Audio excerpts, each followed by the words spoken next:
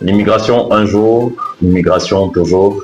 Ici le docteur Wise, le médecin des procédures, certainement vous avez reconnu.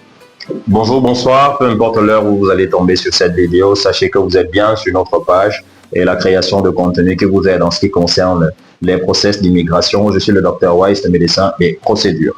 Avant de traiter la question d'aujourd'hui, nous vous invitons à vous abonner, de commenter et de liker, tout en nous posant vos questions, vos préoccupations et les suggestions des préoccupations que vous souhaitez que nous puissions traiter pour vous. Aujourd'hui, il y a une question assez prompte que beaucoup, avant d'initier un projet de voyage, se posent majoritairement. La question est de savoir, est-ce que les études donnent accès à la résidence permanente? Est-ce que les études, ou alors est-ce que le fait d'aller étudier au Canada nous donne automatiquement accès à la résidence permanente? Nous dirons des réponses qui sont formées de manière critique à deux niveaux, un oui dans un premier temps et un non dans un second temps. Il fut une période définie dans l'intervalle de 2022 à 2023, début 2024, où la formation professionnelle dans un domaine précis donnait l'autorisation à ces étudiants qui arrivaient sur le territoire canadien, au terme desquels ils obtenaient ce qu'on appelle un permis post-emploi. Un permis de travail post-emploi qui voulait normalement qu'un étudiant qui a fréquenté, ayant par exemple fait des stages académiques, puisse cumuler un certain nombre d'heures évaluées dans l'intervalle de 1500 à 1800 heures pour pouvoir initier la demande de résidence permanente en prouvant qu'il a bravé ses études, le volet académique, et en prouvant qu'il a un test de français, de connaissances en français et ou en anglais, pour pouvoir basculer et demander en soumission des résidences permanentes automatiques. Cependant, le changement de l'ancien ministre qui était chargé de traiter le volet de l'immigration en la personne de Justin Trudeau a fait en sorte que certaines décisions soient revues, outre celles qui nous disent désormais au terme des études, on n'obtient plus automatiquement un permis de travail post-emploi, mais aujourd'hui, on va réinitier le process qui nous amène à soumettre, demander intégralement la résidence permanente comme tout autre citoyen hors du territoire canadien.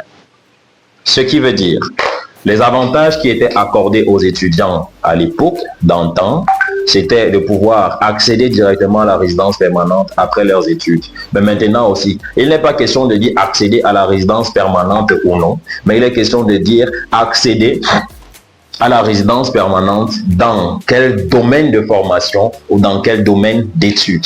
Il y a des domaines dont on a véritablement besoin sur le territoire canadien qui impactent et font en sorte qu'au terme des études, après vous avoir formé ou alors après avoir été formé, le Canada juge sur observation du potentiel et de votre main-d'œuvre de vous conserver sur proposition sur le territoire ou non.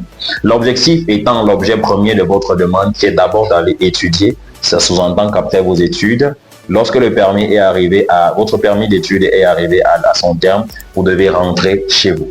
Maintenant, il y avait des domaines comme la santé, le domaine de l'enseignement, le domaine de l'éducation, le domaine du génie, c'est-à-dire génie civil, génie mécanique, point de suspension, et également le domaine de la recherche et du développement environnemental plaqué sur les énergies, l'étude des énergies solaires. Voilà ce qui avait capacité de maintenir des gens sur le territoire canadien. Je dirais n'importe quoi. Le Canada a besoin de main-d'œuvre sur ce qui concerne la formation des petits-enfants dans l'éducation à la petite enfance, dans le domaine de l'enseignement pour former des élites futures à pouvoir développer le Canada. Le Canada a eu besoin des ingénieurs, que ce soit génie civil, génie informatique, pour pouvoir développer complètement le concept canadien et la main-d'œuvre qui va avec, au même titre que le volet de la santé était l'un des domaines les plus prisés.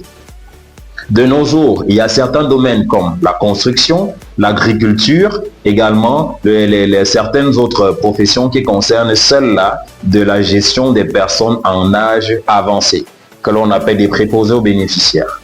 Voilà certaines formations comme telles qui sont passibles un tant soit peu, si vous respectez véritablement le cadre de vos études, de pouvoir vous obtenir au terme une résidence permanente à travers des permis post-emploi ou encore des procédures normales initiées pour pouvoir vous obtenir et soumission de la résidence permanente. Je conclus et je fais cette synthèse qui nous appelle à dire.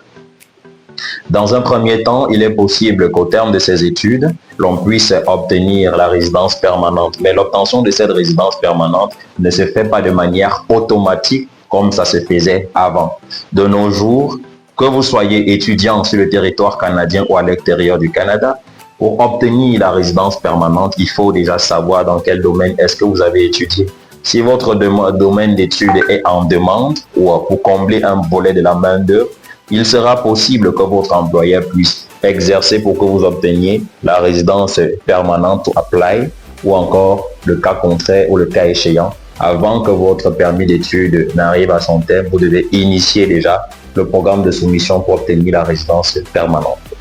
C'était tout pour aujourd'hui. Nous espérons vous revoir bientôt. N'oubliez surtout pas en rappel d'activer la cloche qui vous permettra de tomber sur chacune de nos vidéos que nous allons produire pour pouvoir vous aider et vous donner des informations pragmatiques sur ce qui concerne l'immigration. À très bientôt.